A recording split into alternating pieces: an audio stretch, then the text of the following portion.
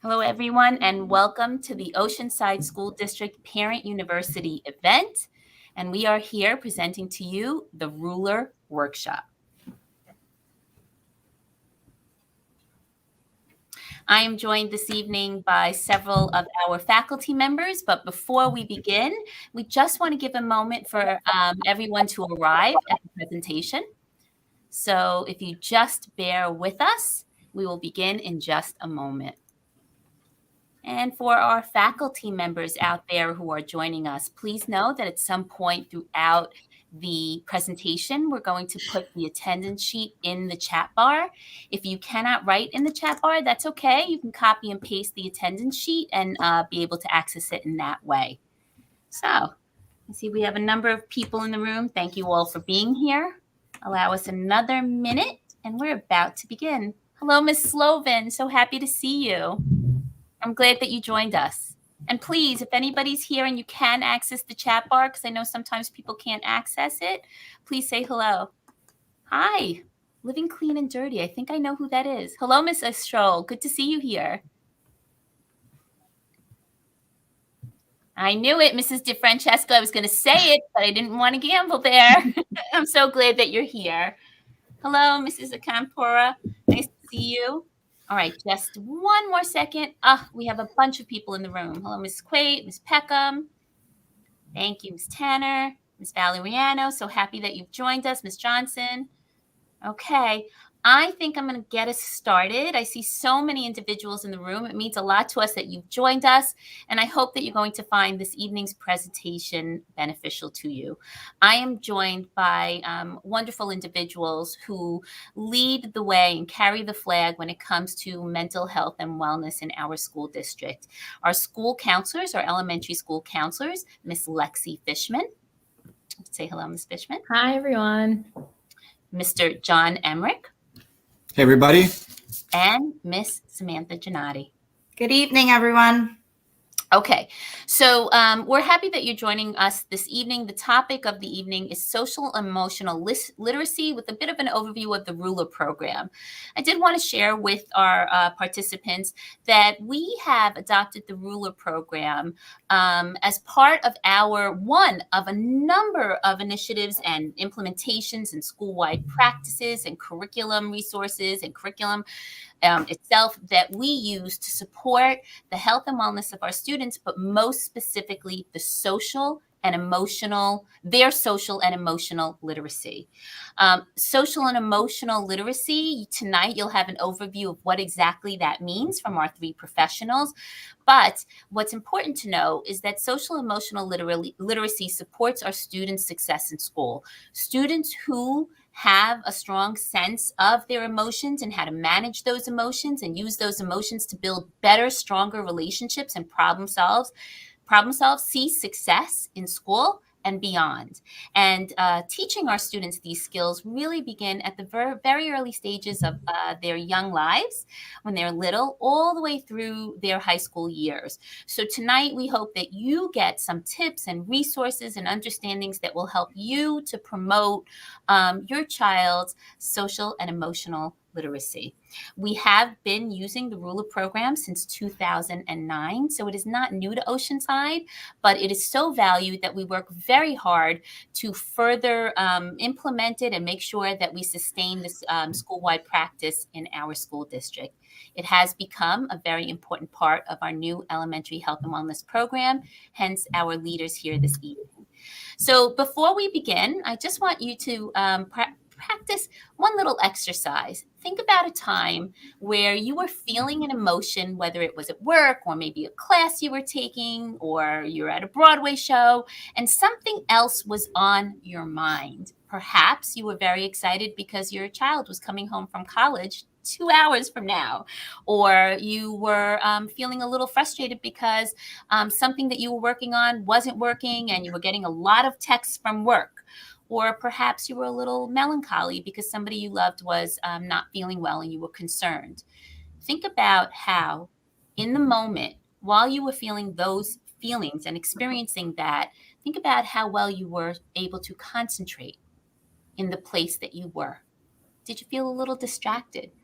Did the excitement kind of have you not being able to pay as much close attention?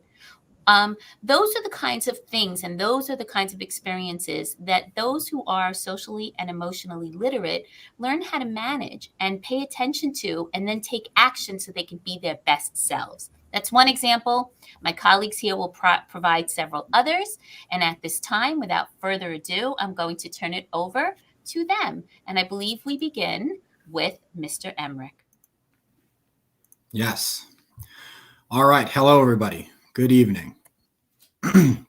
So in Oceanside, the health and wellness team, that's us, in partnership with the social workers, use the R.U.L.E.R anchors and vision to implement social and emotional skills to our students in grades K through 6.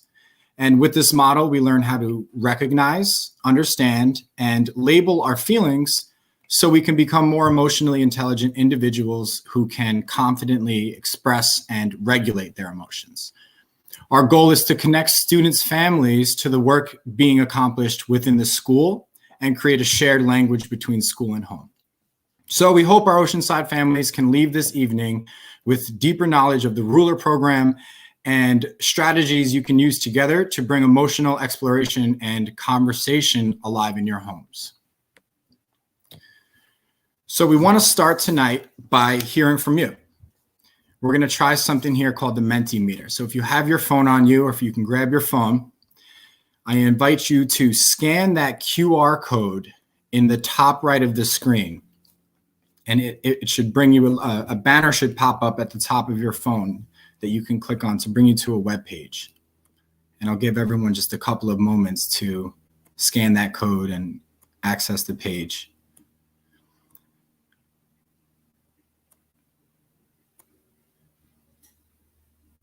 And once you're there, you'll see the question, what emotions do you see children express?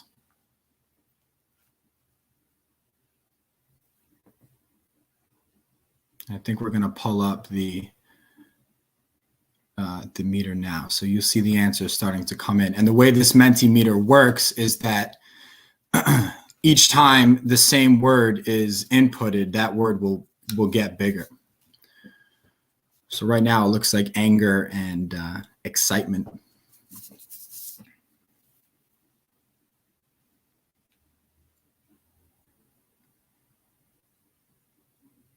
Okay, I see anger, frustration, anxiety, happiness,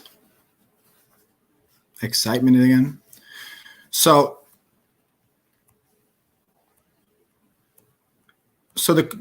if we were to ask students, if we were to ask children how they want to feel in school, how do you think they would respond?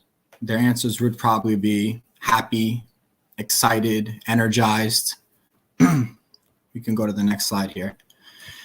And the question is, so how do we shift the climate and the culture of our schools so that students are feeling less of those unpleasant emotions like anxiety and sadness, and more happy, excited, and energized about learning?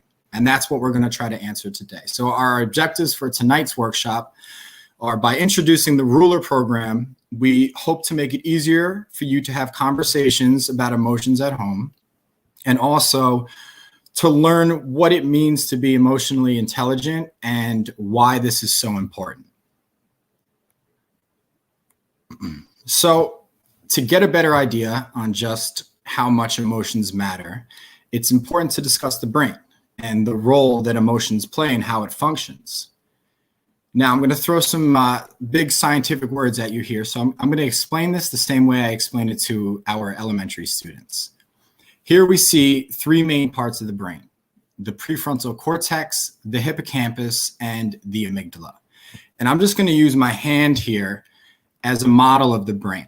Okay, you can feel free to join me at home there. All right, so think of the fingertips of your hand as the prefrontal cortex. And this is the problem-solving part of the brain. It's the part that thinks about our actions to make smart decisions.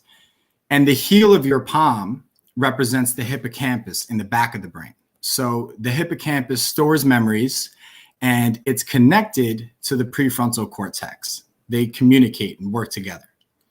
Now, the amygdala is a smaller part of the brain right in the center. So we can say this is our thumb.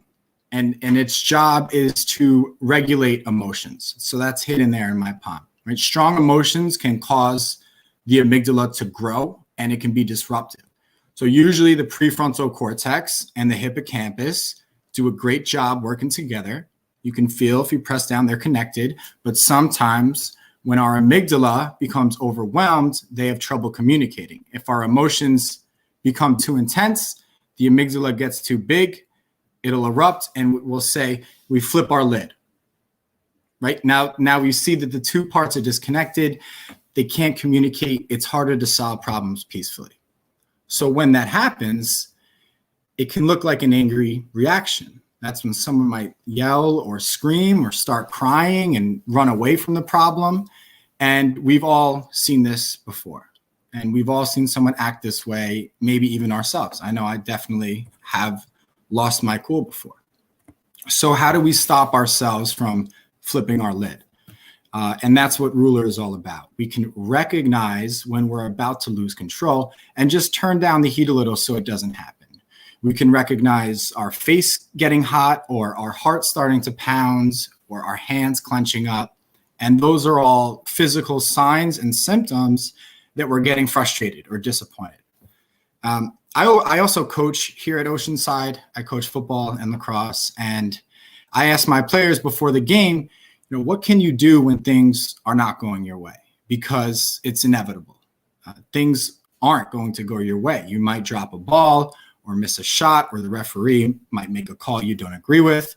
So be ready to recognize those signs and symptoms of when you're becoming frustrated, and let's have a strategy in place so we can have a way to regulate ourselves and express ourselves accordingly. I like to say, let's turn frustration into focus. So bottom line, we can calm our brain by practicing. Our brains can actually get stronger, just like a dancer practices their dance routine or a football team practices their plays.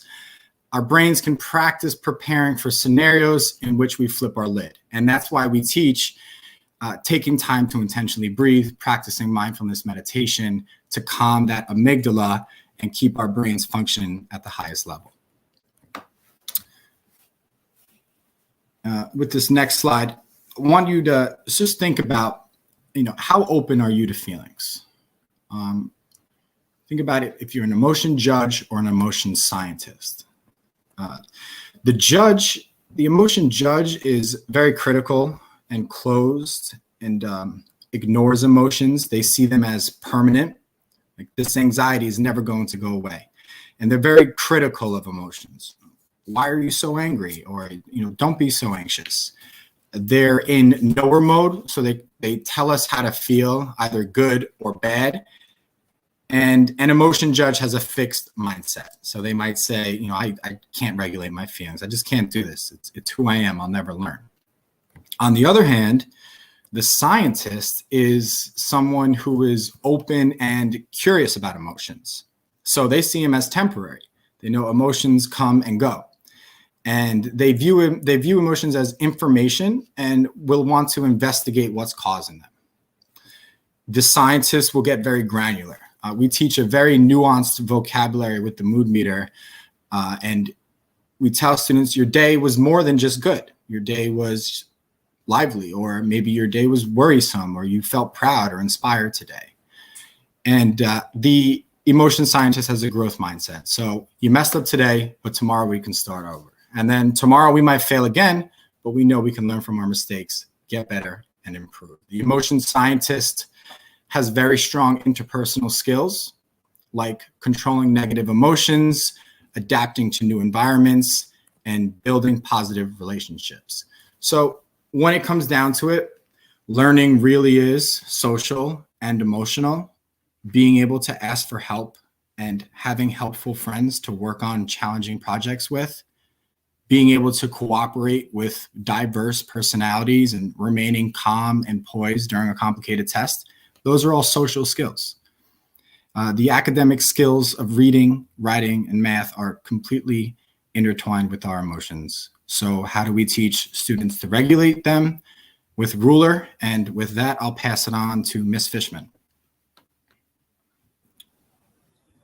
Thank you, Mr. Emmerich. So why we are here tonight, what is R.U.L.E.R? So R.U.L.E.R provides everyone in the school community, students, teachers, staff, administrators, and family with social and emotional learning, which is helpful in our overall lives.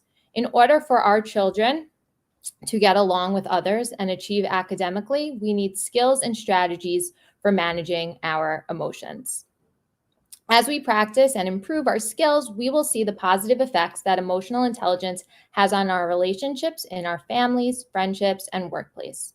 The more we use the skills of emotional intelligence in our daily lives, the easier it will be for us to model them for our children, because these skills will just become a part of who we are. So R.U.L.E.R is an approach to socially and emotionally learning that teaches us skills of that emotional intelligence. So what Mr. Emmerich was saying before, really how to handle certain situations. So R.U.L.E.R stands for recognize, understand, label, express, and regulate. And this is really the foundation of the R.U.L.E.R approach. So I want everyone to picture themselves in a supermarket, and you bring your child or your children to that supermarket, and you have your entire cart filled with groceries. And as you're starting to put those groceries on the conveyor belt, you realize you forget the milk, you forget the bread, you forget one thing that you kept saying over and over again that you needed. You tell your child, "I'll be right back." So let's pretend I'm that child, because I can really relate to this example. I'm slowly putting that last item onto the conveyor belt, and now I'm looking around. I'm looking everywhere to see, where's my mom? Where is she? I see 5 people behind me. Their carts are filled with groceries. I see the person working at the checkout. I'm panicking. And those feelings of nervousness, those feelings of confusion, this is a crisis. So it's a classic example that helps us help students work through this situation. We teach students that the next time that this happens, because it will, that they are able to use a breathing exercise or a strategy learned from class to help calm their nerves and control their emotions. So R.U.L.E.R also provides us with 4 different anchors.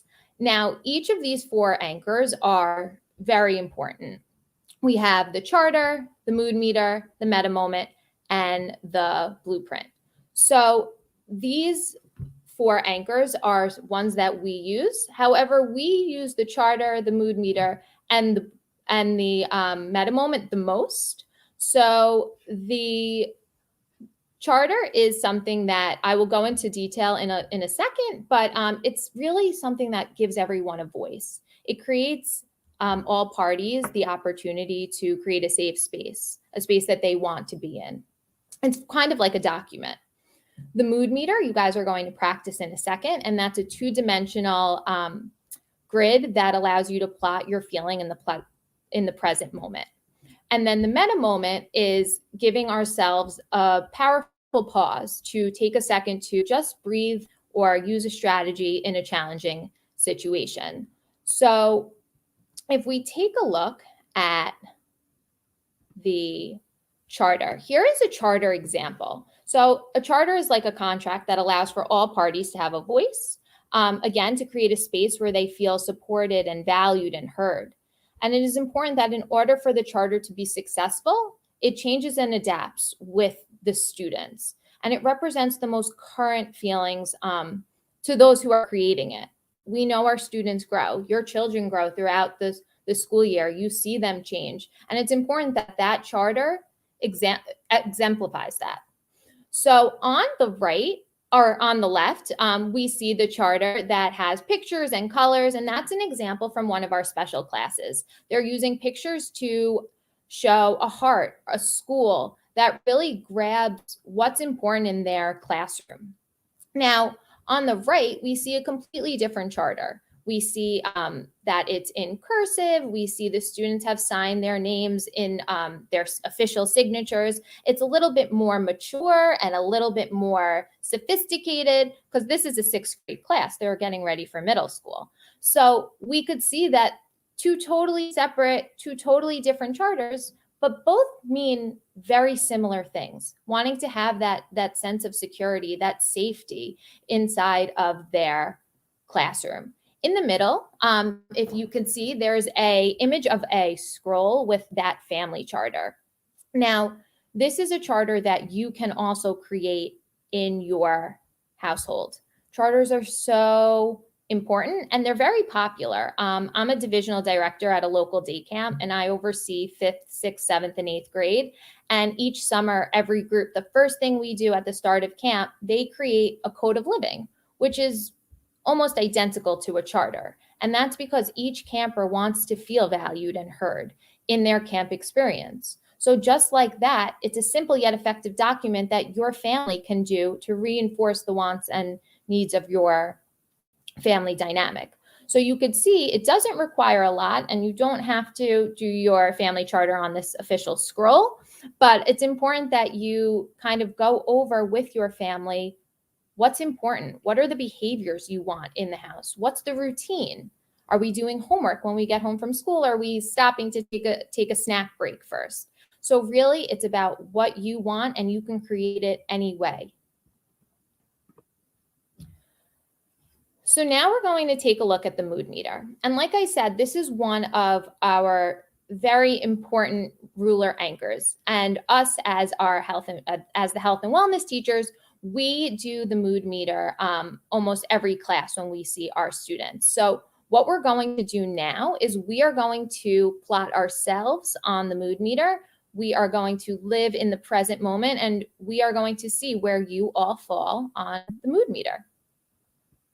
So if you could just scan that QR code, it will bring you to a mood meter plot where you will be able to navigate through the mood meter and click on different feeling words and different emotions that may describe you right now in the current moment. Keep in mind, if you don't know the definition of one of the words or you haven't heard that emotion before, it will provide you with a definition to explain what that word means.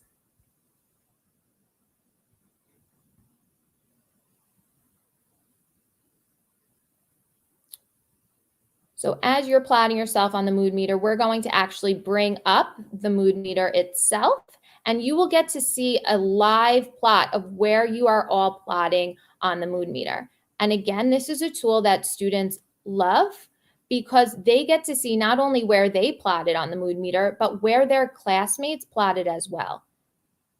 As a whole, you get to see the classroom dynamic of emotions.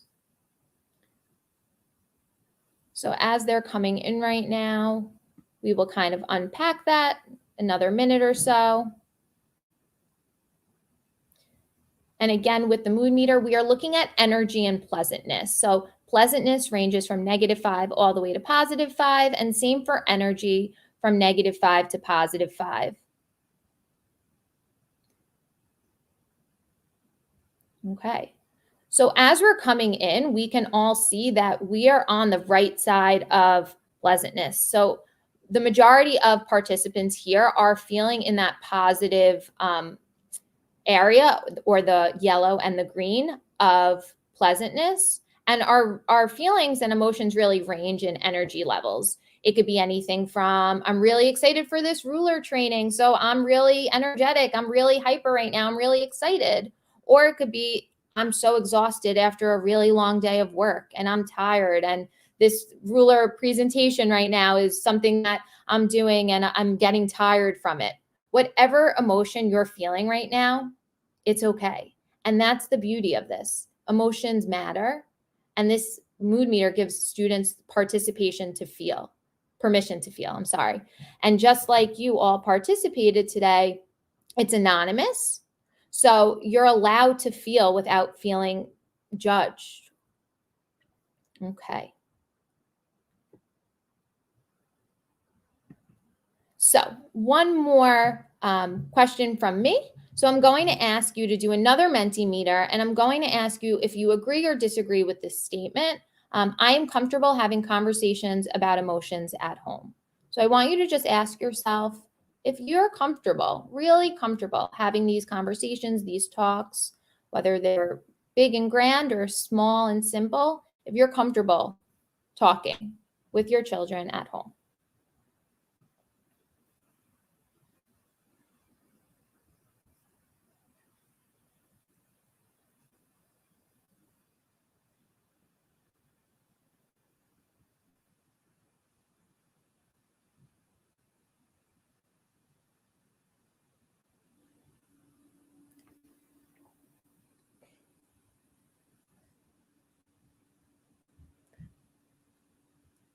So as our responses are coming in, we do see that parents, family members are comfortable or more comfortable, strongly agree that they are having conversations at home. And they can look different. And what we're going to learn now with Miss Gennady is she's going to give us different tips and tricks on how to have conversations at home and what that looks like and how conversations can differ from family to family.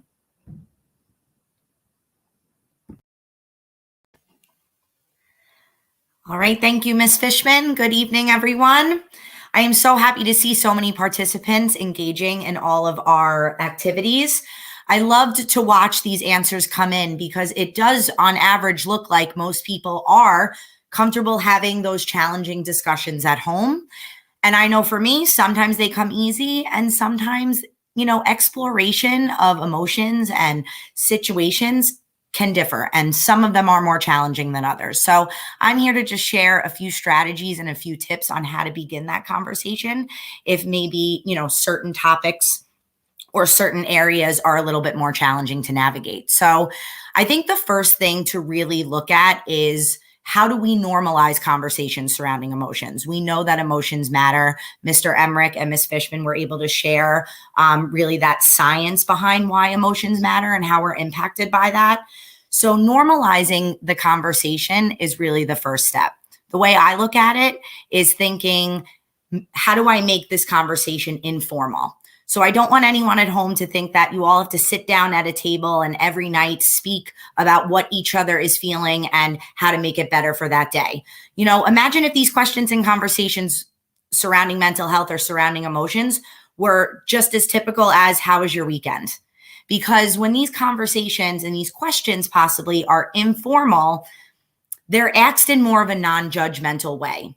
And I know for me, even as an adult, sometimes being asked about your emotions can sometimes feel a little intrusive. Sometimes we don't want to share. So, asking in that non-judgmental way, which really focuses on the reason or the cause. Children, adolescents, adults, we all are less likely to become defensive and really shut down. So we have some questions here that can start off those conversations.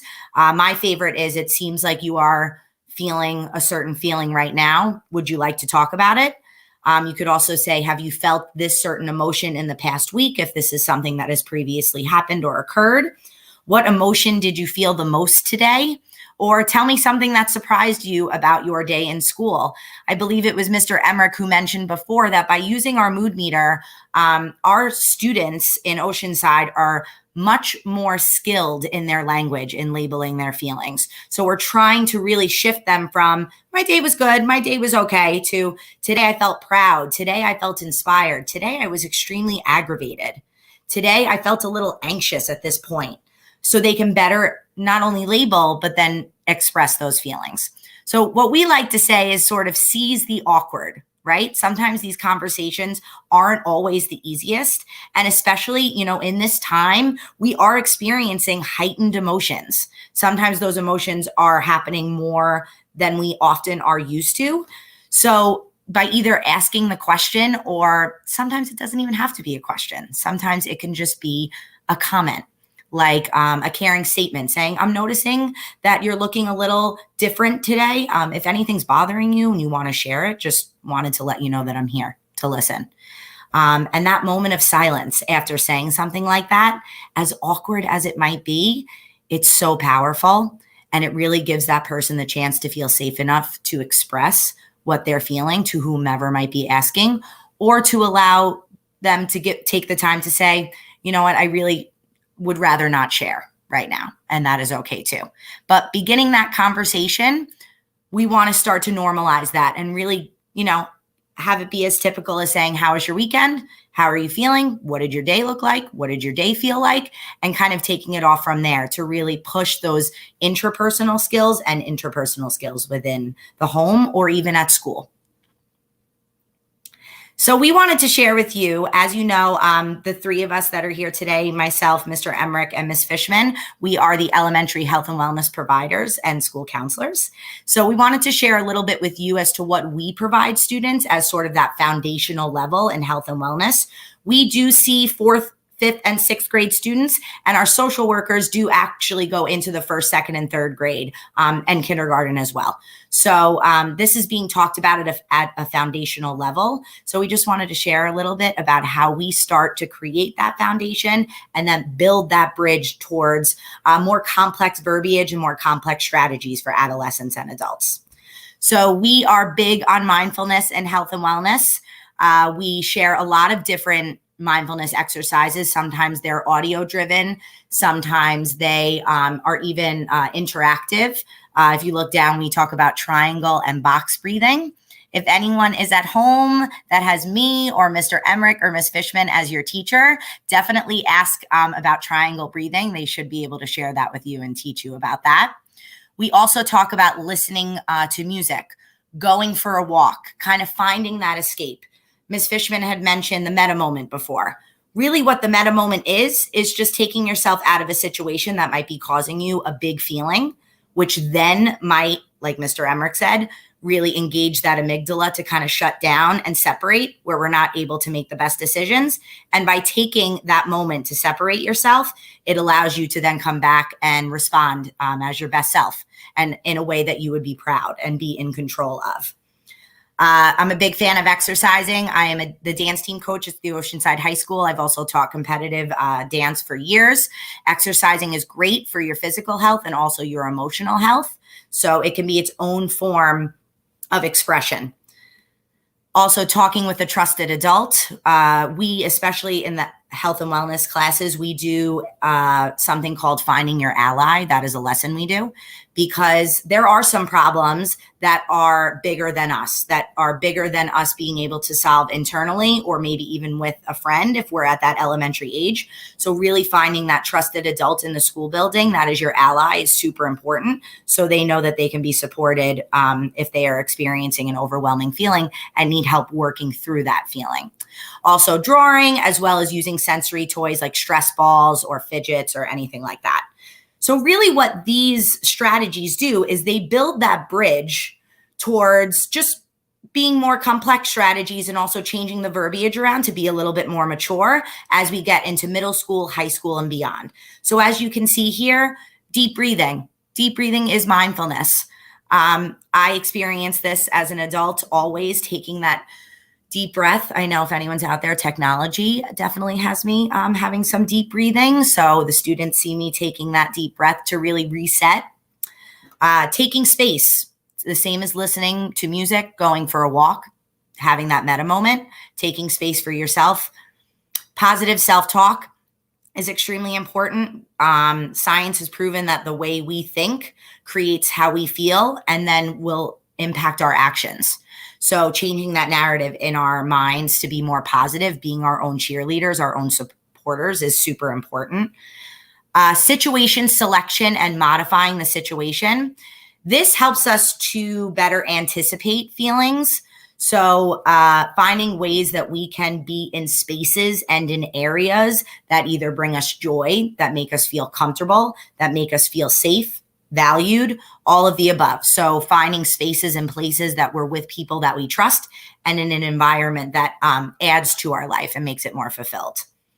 Distraction, we don't want to avoid our emotions, but it definitely is a coping strategy to find things that you enjoy, know what those things are. And when you're feeling maybe an extreme amount of stress or anxiety, taking even that 5-10 minutes to do something you enjoy could really change the way the rest of your day plays out. Self-care, I think all of these could go under self-care, prioritizing, like I said, even that 5-10 minutes to really boost your emotional health for the day or change the trajectory of where that day might go is super important. We also, as the health and wellness providers, we send out newsletters seasonally that provide many tips for families in terms of self-care, emotional regulation, self-management. So be out on a lookout for those. We hope some of you are reading them and getting helpful resources from that. And the last is positive social support. I find this to be extremely imperative in emotional regulation and bringing over just overall joy to your life. Positive social support, who you spend your time around.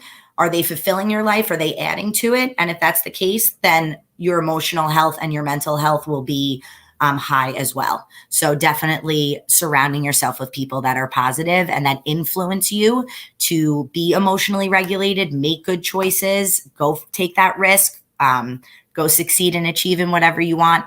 That's definitely what we want to see. So that's that bridge we sort of create. Quickly, I just want to review. This is called the Big Seven. So we have been talking about R.U.L.E.R, and Mark Brackett has created these 7 evidence-based strategies for regulating emotions and achieving a greater overall well-being.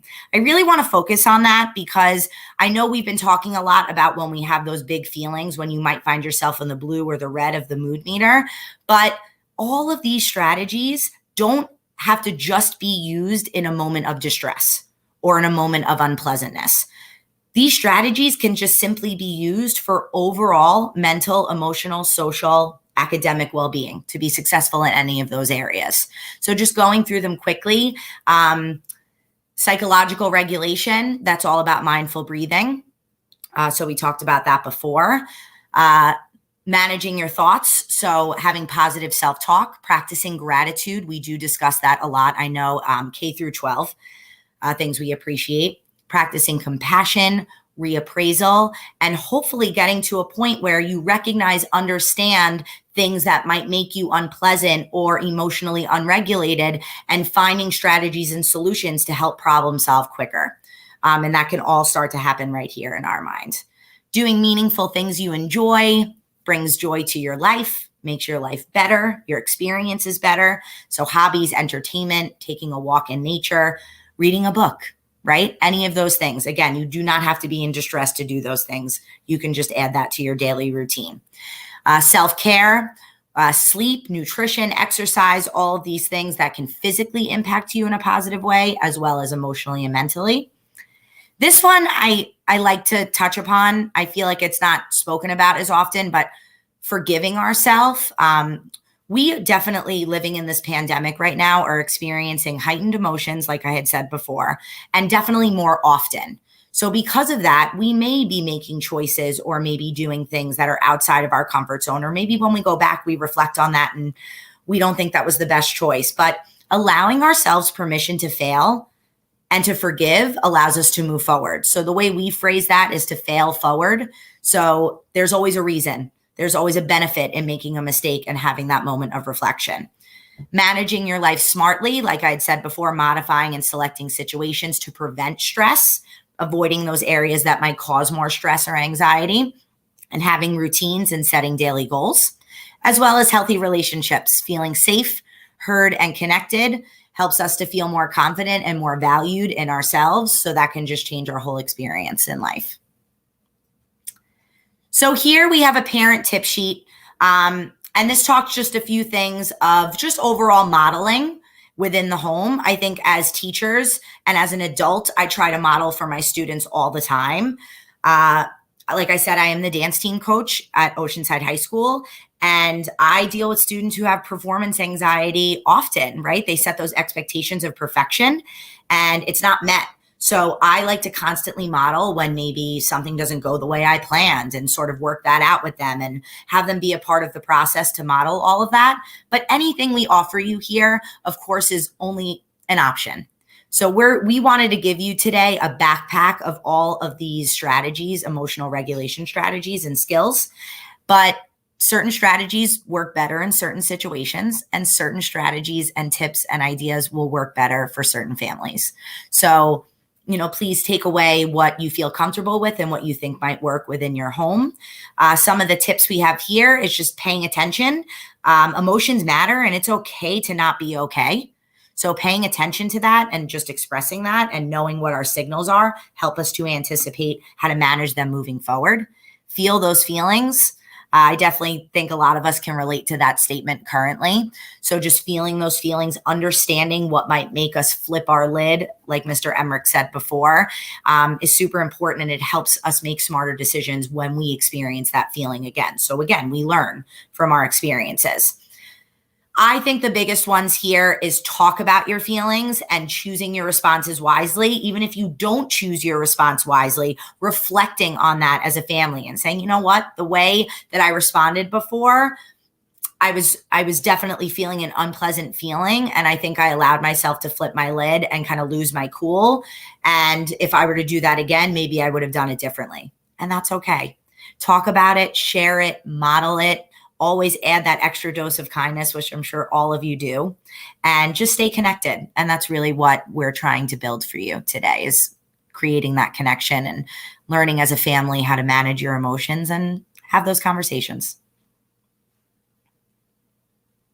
And now I'm going to pass it back to Mr. Emmerich, who's just going to share a few supportive apps that we find very helpful and that you can use as a family as well.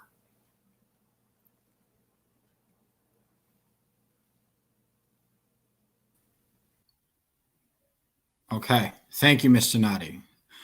So we came up with a list of apps that are helpful for mindfulness and meditation and sleep aid apps, and we sorted them into age-appropriate groups. So most of us know Disney Plus, all your animated classics, but it also has a couple good meditation, mindfulness videos on there. Zenimation and the Galaxy of Sounds are very peaceful Zen videos to check out. They're also pretty entertaining. And then Music Zen, Dreamy Kid, and Moshi Kids, they're all meditation and mindfulness and sleep aid apps. They're free to download, but they do have premium versions and in-app purchases if you want to get more content or have a better version. The Calm app is the one we use the most in school. We do have the premium version in school, and like the other ones, it has those sleeping stories and peaceful sounds, white noise, and it also has great guided meditations and uplifting talks, positive affirmations, and that's what we use a lot with our students. Headspace is very similar to Calm. It's one of the bigger ones, and if you have Netflix, there's an interactive Headspace video on there that you can try, see if you like it, see if you might want to download the app. And the other apps you see under middle school and high school, like Happify, Mood Kit, and Grateful, they all serve the same purpose. They're just more so designed for that corresponding age group. They're a little more advanced. And definitely be sure to check out the OHS, the high school's virtual wellness center, because it's you can access it on the website, and it's jam-packed with great mental health and emotional regulation resources. The students use it every day and find it to be extremely helpful.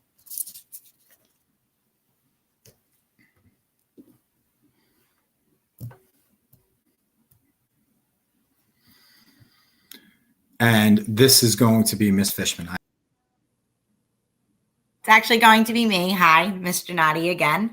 So wrapping up tonight, Ms. Fishman is going to do that after me, but I just wanted to review one more time the skills of emotional intelligence that R.U.L.E.R teaches us. So first, starting off at recognizing emotions. So when we recognize, when we're able to feel that sweaty palm, our hearts start to race, feeling a little hot or a little fidgety, it helps us to build greater self and social awareness. And when we can recognize those feelings happening, we can start to anticipate, better understand ourselves, and collaborate and work better in groups with others. Then next, we have understanding our emotions. When we understand situations, maybe certain individuals, certain environments that might cause us to feel those big feelings, we can then better anticipate what might happen to us, what we might need in that moment to be our best self, and what we might need moving forward to then manage and regulate. Labeling, of course, is extremely important, which the mood meter helps us with a lot and helps our students with that at the elementary level, where we have better clarity of our feelings. And when we have better clarity, we're then able to get to that E, that expression, and we're able to communicate our feelings to others, get our needs met, and reveal our true feelings and our true emotions in a very skillful way. And really, at the end of the day, what we want to provide your children with in school, and what we hopefully tonight want to provide some adolescents or even adults that are watching, is how this R.U.L.E.R acronym really gets us to the most important one, which is the last R, which is regulating. We are more successful individuals in life, whether it's your career, whether it's in school, whether it's building friendships. We are more successful in life and emotionally intelligent in life when we can better manage our emotions and control how we feel. Because when we are able to regulate, we are more effective in reaching our goals. We have better health and wellness and overall well-being, and we make wise choices. So we hope tonight, I think any of us can really read off and rattle off probably strategies that we know of or we've heard of, but really taking that opportunity to practice them, put them into application, I think is one of the most challenging things. And I can admit to that even myself. But starting to put those into application can make us just overall more happy and live a more meaningful life. So I hope that was able to be given to you today and to help you better understand why we teach R.U.L.E.R and how it teaches us the skills of emotional intelligence. So I just want to end. Today we are experiencing so much unknown, and with that comes all these bigger emotions and more vulnerability. However, science does confirm that emotions drive attention, memory, and learning. Emotions drive decision-making, emotions impact relationships, and emotions influence health and influence everyday effectiveness. In other words, emotions matter in all parts of life. So I want to end with this quote by Mark Brackett: when all people in a school community embrace the idea that emotions matter, when they become more skilled with their emotions and in their interactions, and when schools and homes become warmer, safer, and more supportive spaces, this is when educators, students, and their families thrive. Thank you so much. Thank you, Ms. Fishman. Thank you, Ms. Giannotti. Thank you, Mr. Emmerich. We did get one brief question. Thank you to Ms. Penn, who also happens to be an OSD Parent University co-chair along with me and part of our team who helped bring this presentation tonight. And it was asked if we can list the resources or presentation online through the website.